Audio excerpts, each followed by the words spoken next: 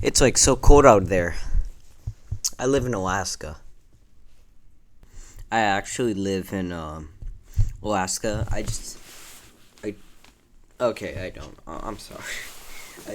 You're probably gonna see it because it kind of weird. But I'm wearing a Mr. Beast yellow, like, long sleeve shirt. And the green screen can't handle yellow. I don't know if you can see it. It's fuzzy. So I'm wearing a jacket, a snow jacket, for the winter. So let's get back to the video. All right. Oh yeah, it's Game Theory 3 FNAF timeline theories. Five Nights at Freddy's book drop. Let's see what's new to talk about in the world of FNAF. Readers beware, you're in for a scare when Fazbear Entertainment unveils their most twisted creation yet, sea bonnies. Small blue fish with rabbit ears. When Mott drinks a tainted glass of water, tremble as they multiply inside his stomach and steal his identity. One cloned human made up of thousands of little blue bunny fish. Nope. Yeah. Hello, Internet! Welcome to Game Theory, the show that asks, have you signed my petition to make me the host of Jeopardy yet? I just need about 80,000 more signatures to get to our goal. And whether or not you know or even care what Jeopardy is, just know that your signature on that petition is a way to help support me getting to live out a childhood dream of mine, while also just a huge vote of support to all of your favorite digital creators who often get overlooked and tossed aside by mainstream media. As a great example of that, our petition, when it crossed 200,000 signatures in a week, got covered by one blog. Huge shout out to Newsweek. Thank you for recognizing a digital creator's value in the world. Meanwhile, an older school celebrity whose petition took nearly a year to get to the same place got tons of articles all over the place. Just saying, iniquity in this space, it's a real thing. Anyway, it's not like I'm gonna be leaving the channels or anything like that if anything were to come of this. So if you have any questions, those are all answered down in the description along with the link so you can go and sign it. Push me over the goal. I just love to show the world yet again why this community and why digital creators as a whole are worthy of attention and respect. I know you guys are. I'm fighting on all of our behalves, and I'm gonna keep shoving it down people's throats until they start to listen. Anyway, thank you so much for your support. I would clap, but there's like people at my house. Jumping the shark, it dates back to an episode of the classic series Happy Days, which aired in the mid-70s and early 80s. This show crushed, running for 11 seasons and staying as a top 5 most watched show for 3 straight years. People loved this thing. Anyway, season 5, episode 3, at the peak of the show's fame, they do a special series of episodes where the characters all take a trip to Hollywood, and the cool guy in the show, the Fonz, is challenged to test his bravery by jumping over a shark on water skis. And as you probably guessed, he does it, complete with swim trunks and trademark leather jacket. It was a moment that was so ridiculous, so over the top, and so dumb that it single-handedly created the phrase that would forever after be used when a series loses all of its sense. At this point, FNAF, it's jumped all the sharks, just a big old shark sandwich, giant tower of sharks right there. The only thing that would make this more sharky would be if it suddenly introduced a shark animatronic. They haven't done that yet, right? They have. Well, there's still time. Those Bonnie Guppies getting dangerously close, just saying. But in all seriousness, over in Bookland, the Fazbear. What do you mean they have? They have a shark animatronic. I'll put it up on screen if I'm not lazy for this video. Released its penultimate installment, maybe this was wrote. Tiny rabbit guppy. Maybe the script was wrote like before they announced the book. That steal your identity. A pink substance called Fazgoo that hunts you down and steals your identity. Animatronics that body swap you in order to steal your identity. There's a definite pattern in these stories, isn't there? Could animatronics stealing identities and humans not actually being themselves be somehow important to the lore of the series? Certainly seems like the books are beating that point over our heads. And honestly, this points to a larger trend here. For as crazy as these stories have gotten, and believe me, they've really gone off the rails at this point, there's definitely still merit in them from a lore-solving perspective. Because, as I'm about to show you, for every story about underwater rabbit guppies swimming around in your insides, there's another one or two that get you asking brand new questions about both the past and future of the franchise. So go ahead, take a break from eating your best friend that happened to fall into a vat of pizza sauce. Something that, yes, also kind of happened in one of these stories, and consider the following 3 theories ripped straight from the pages of the books. Theory number 1, Chica started as a mediocre melody. In Fazbear Fright's book number 9, The Puppet Carver, we're told the story of Jack, manager of a failing pizzeria named the Pizza Playground. Yeah, it's not actually a Freddy Fazbear establishment. And you see, that's an important detail since every other pizza place in the Fazbear Frights book series has tied back to Freddy's in some way. But for some reason, this one is deliberately different. What's also noteworthy about the Pizza Playground is the restaurant's animatronic band, which, we're told, breaks down frequently. These things are straight up busted. The roster includes a banjo-strumming country pig, a bear creatively named Baron Von Bear, 2 other unnamed creatures that have already broken down, and a, quote, weird bird thing. Now, if the words banjo pig don't jump out to you, well, congratulations, you have a richer and more fulfilling life than I do, because when I hear that phrase, my mind immediately jumps to one thing: the mediocre melodies. The crew of broken animatronic rejects able to be purchased way back in FNAF 6 Pizzeria Simulator. A crew of animatronics consisting of a banjo playing They're like pig, my favorite. Off-brand honestly, a lot of people say the rock stars are cool. I mean, yeah, they're cool, but those are like the best. Bear ripoff with a southern accent named Ned Bear, a talkative hippo, a cute young frog, and an overdramatic elephant. They're characters that we all brushed off at the time because they just seemed unaffiliated with anything Fazbear related. And then they came back, returning an ultimate custom night where they collectively gave voice to Cassidy, the one you should not have killed, as evidenced by voice lines like this. Everyone underestimates me, but then they turn their back and I'm like, boo, and they're like, what?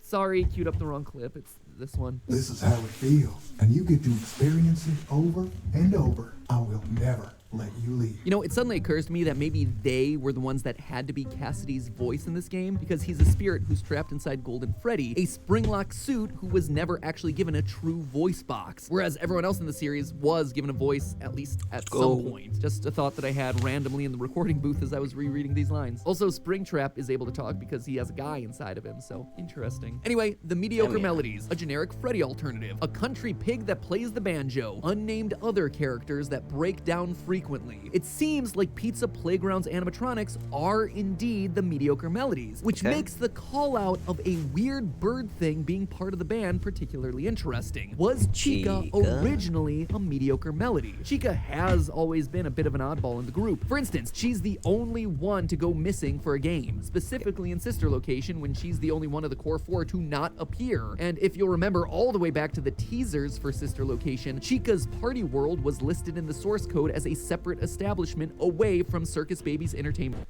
If you say Candyman 5 times, he appears and kills Candyman.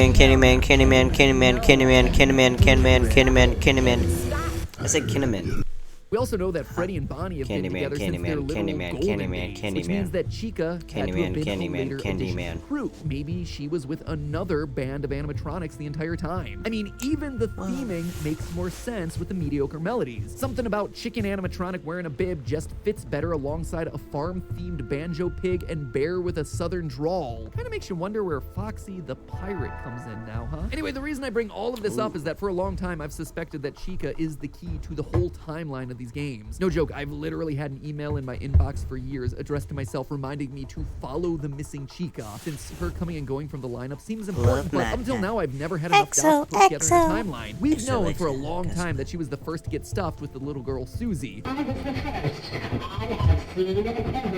But now this story, potentially connecting her to the mediocre melodies, is yet another piece of evidence that we can use. So if you ever see a video titled "Follow the Missing Chica," you'll know that we finally figured it out. Theory number 2, Balloon Boy solves a lot. Wait, what? Oh boy, it's time I talk about him. I don't know if you've noticed this, but 50 videos into our FNAF series and I haven't talked about Balloon Boy once. Not a single theory dedicated to that guy. Go back and check me on that, but I've intentionally avoided him, largely because he doesn't fit anywhere. His design is different, his behavior is different, he doesn't seem to be possessed by kids, and honestly I've just never had a good sense of what to do with Balloon Boy in the lore of this franchise. Until today, in that same puppet carver story with the mediocre melodies, we're introduced to Porter, the handyman who's supposed to be in charge of the faulty animatronics of the Pizza Playground. But Porter dreams of bigger things. Hi, Porter. You see, he's a bit of an animatronics genius, and his plan is to take wood and transform it into something alive. To quote from the story, "I'm almost finished with the prototype of my machine. It will create low-cost but highly functional animatronics made from only an inexpensive slab of wood." And not only is this guy a genius, he aspires to greater things. Quote again, "Once I get a patent on my invention and find a buyer, I'm gonna be out of here so fast I'll leave a dust trail." I mean, taking wood and imbuing it with the ability to move on its own, yeah, I'd say that's gonna earn you some quick cash. Yeah. And here's the thing, it works. In the story, we see Porter turn a log into an actual moving character, no remnant or Fazgoo required. He flips a switch on its back and it just comes to life. They describe it as resembling the drawing models from high school art class, but specifically call out that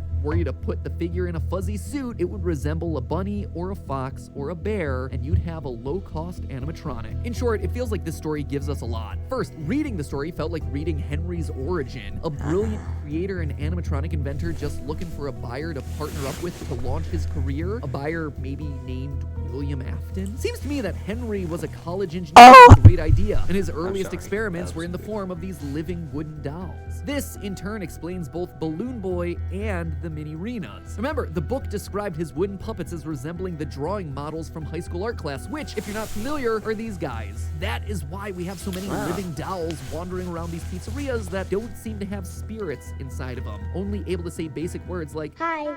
Hello? In short, Balloon Boy isn't an animatronic, or at least not in the way that we all consider animatronics, as, you know, living robots with dead children's souls trapped in them, infused with remnant, all that good stuff. Taking it one step further, this might even have timeline implications. Wooden dolls appear in pretty much all the games currently thought to be the earliest in the timeline. FNAF 2, of course, with Balloon Boy, but also very heavily in sister location. On the main console, there's a marionette named Little Joe, a doll named the Magician, a gypsy figurine, and a series of human heads. Ennard's Mask, Music Man, the Mini-Renas, Baby, Ballora, even the puppet's face all seem to stem from this era of Henry's creations. It seems to me that the wooden dolls and marionettes were all designed as he was trying to develop the look and feel of the Funtime animatronics, leading up to the eventual opening and immediate closure of Circus Baby's Pizza World. As a reminder, Baby's Pizza World has never actually appeared in a game. Rather, we know that it exists based on hidden website text, and that it was closed down due to a quote-unquote gas leak, which is just PR speak for Afton's daughter getting nabbed by Baby, and the characters got retired down into the basement, which would eventually become Circus Baby's Entertainment and Rentals. The only game that happens earlier than these two is currently FNAF 4, and wouldn't you know it, that's also the only one without a Balloon Boy appearance, or rather a questionably canon appearance since Nightmare Balloon Boy was in it briefly as part of the Halloween update. Long story short, perhaps the appearance of Balloon Boy and the other wooden clown-faced characters marks the start of William and Henry's partnership. I know a lot of people tend not to believe me when I say that a lot of evidence points to sister location happening early in the timeline, but I think all of this is yet more fuel to that fire. And while we're on the subject of William, theory number 3, William Afton is a stepfather. At the beginning of this theory, I made the observation that a huge number of Fazbear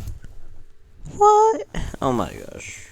He's a stepfather? Right stories have a theme of identities being stolen. At this point, it feels like it appears once in every book. The other massive theme that keeps recurring in these tales are single-parent households. Dads abandoning the family and just straight-up bad dads. Lots and lots of bad fathers. Up through the 8th book, 12 of 24 stories feature a single-parent home. Just to run through some quick examples. In the book Step Closer, there are 2 stories that have a dad up and leave the family. 1:35 a.m. is about a foster child that had an abusive foster dad. The New Kid, another abusive dad who left. The Cliffs is about a single dad losing a son. Breaking Wheel has the character Reed, who has a single dad who's, quote, trying his best. And in the short story What We Found, which is basically just a retelling of FNAF 3, Hudson loses his father when he takes his own life on account of mental illness, only to wind up with Lewis, yet another abusive stepfather. To me, this is not a coincidence. It's the books yet again trying to point our attention to a common theme in the game, that Afton may not be the father that we've assumed he was this entire time. At this point, we're fairly certain that the orange guy from the FNAF 6 minigame Midnight Motorist is Purple Guy, who is also William Afton.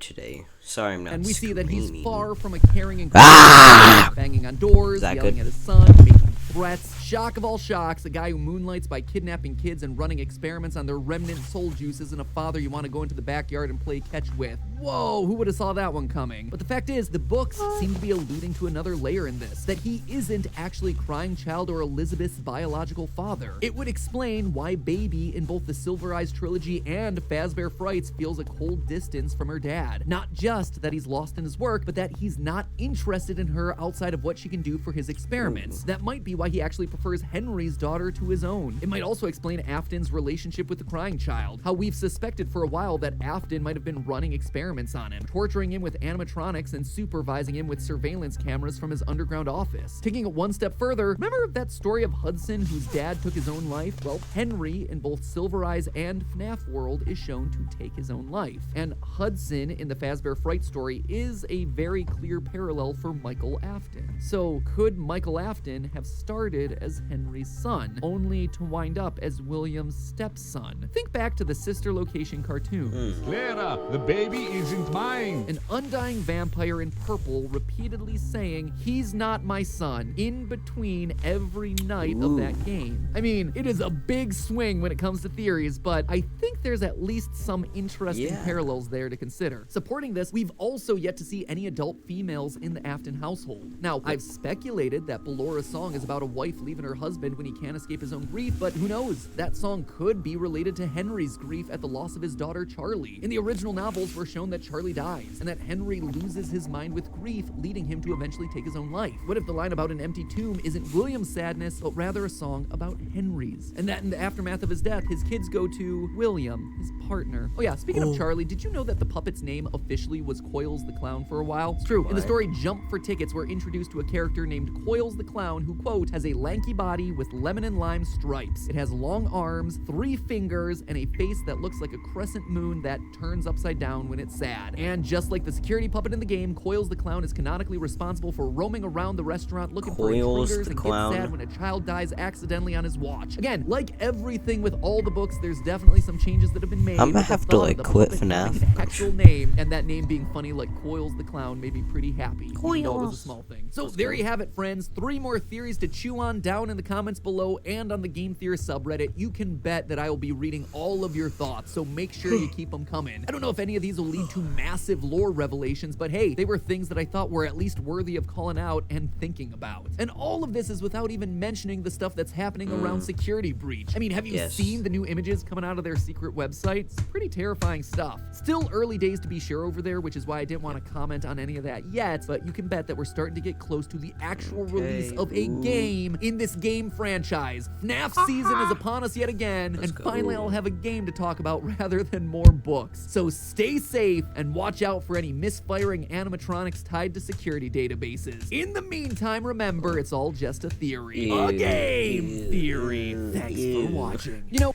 we joke about it a lot on the channels, but FNAF really has taken over my life. I mean, if I'm not gonna scour all 10 Fazbear Frights books for lore, Okay, it's just an ad. Well, it was my joke, I don't know. Anyway, bye. Am I really gonna end it off that? Anyway, bye. I hope you guys enjoyed this video. Sorry, I was like super tired. I was, and I still am. Past and present, I'm like a time traveler. I don't want to edit, but I will. So, bye.